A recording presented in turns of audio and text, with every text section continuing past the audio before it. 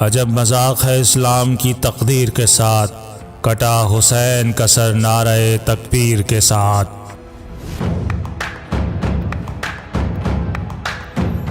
رونے والا ہوں شہید کربلا کے غم میں کیا در مقصد نہ دیں گے ساقی کوثر مجھے۔ تسکین روح سایہ آہو بقا میں ہے، ہر صاحب شعور کا دل کربلا میں ہے۔ جس طرح مجھ کو شہید کربلا سے پیار ہے، حق تعالیٰ کو یتیموں کی دعا سے پیار ہے۔ صدق خلیل بھی ہے عشق، صبر حسین بھی ہے عشق، معرکہ وجود میں بدر و حنین بھی ہے عشق۔ حقیقت ابدی ہے مقام شبیری، بدلتے رہتے ہیں انداز کوفی و شامی۔ دیکھو تو سلسلہ ادب مشرقین کا، دنیا کی ہر زبان پہ ہے قبضہ حسین کا۔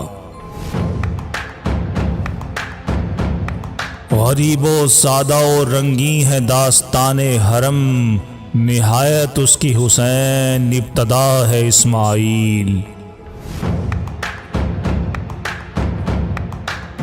نکل کر خانقاہوں سے ادا کر رسم شبیری، کہ فقر خانقاہی ہے فقط اندوہ دلگیری۔ قافلہ حجاز میں ایک حسین بھی نہیں، گرچہ ہے دابدار ابھی گیسوئے دجلہ و فرات۔ محور بنا ہے ایک جنوب و شمال کا، تفریق رنگ و نسل پہ غالب ہے کربلا۔ ایک فقر ہے شبیری، اس فقر میں ہے میری، میراث مسلمانی سرمایہ شبیری۔ اللہ اللہ بائے بسم اللہ پدر، مانی ذبح عظیم آمد پسر۔ امام حسین کے والد گرامی حضرت علی کرم اللہ وجہ بسم اللہ کی بے یعنی علوم قرآنی کا دروازہ ہیں، اور امام حسین ذبح عظیم یعنی اسماعیل علیہ السلام کی قربانی کی تفسیر ہیں۔ بہراں شہزادہ خیر الملل، دوش ختم المرسلین نعم الجمل۔ خیر والی امت کے شہزادے امام حسین علیہ السلام کی شان یہ تھی کہ خاتم المرسلین صلی اللہ علیہ وآلہ وسلم کے کندھے مبارک آپ کی سواری تھے۔ امام عاشقاں پورے بطول، سرو آزاد زبستان رسول۔ امام حسین عاشقوں کے امام ہیں اور حضرت فاطمہ الزہرا سلام اللہ علیہا کے فرزند ہیں۔ آقا کریم علیہ الصلاۃ والسلام کے باغ میں عظمت و شان سے کھڑے ہونے والے درخت سرو کی مانند ہیں۔ زندہ حق از قوت شبیری است، باطل آخر داغ حسرت میری است۔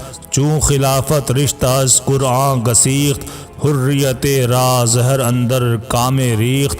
خاصت سر جلوہ خیر الامم، چوں صحاب قبلہ باراں در قدم۔ حق قوت شبیری سے زندہ رہتا ہے، باطل شکست و نامرادی سے دوچار ہوتا ہے، اور حق کا بول بالا قوت خیر سے ہوتا ہے، جبکہ باطل قوتوں کا انجام ذلت و خواری ہے۔ علامہ اقبال رحمۃ اللہ علیہ فرماتے ہیں کہ جب خلافت کا تعلق قرآن سے منقطع ہو گیا، اس وقت امام حسین اس طرح اٹھے جیسے قبلے کی جانب گھنگھور گھٹا اٹھتی ہے اور اٹھتے ہی جل تھل کر دیتی ہے۔ یہ گھنگھور گھٹا کربلا کی زمین پر برسی اور ویرانوں کو لالہ زار بنا دیا۔ مدعایش سلطنت بودے اگر، خود نہ کر دے باچنی سامان سفر۔ دشمنا چوں ریگے صحرا لا تاد، دوستانے او بیزداں ہم مدد۔ اگر امام حسین سلطنت کے خواہاں ہوتے تو اتنے تھوڑے آدمیوں اور معمولی سر و سامان کے ساتھ کیوں کربلا جاتے؟ ان کے دشمن صحرا کے ذروں کی طرح بے شمار تھے، جبکہ دوستوں اور رفیقوں کی تعداد اتنی ہی تھی جتنی یزداں کے اعداد کی ہے۔ یزداں فارسی میں خدا کو کہتے ہیں۔ علم الاعداد میں یزداں کا عدد 72 ہے۔ موسیٰ و فرعون و شبیر و یزید، این دو قوت از حیات آیت پدید۔ موسیٰ اور فرعون حسین اور یزید کی دو قوتیں ہیں، جب سے زندگی کا آغاز ہوا تب سے ایک دوسرے کے مقابل آئیں۔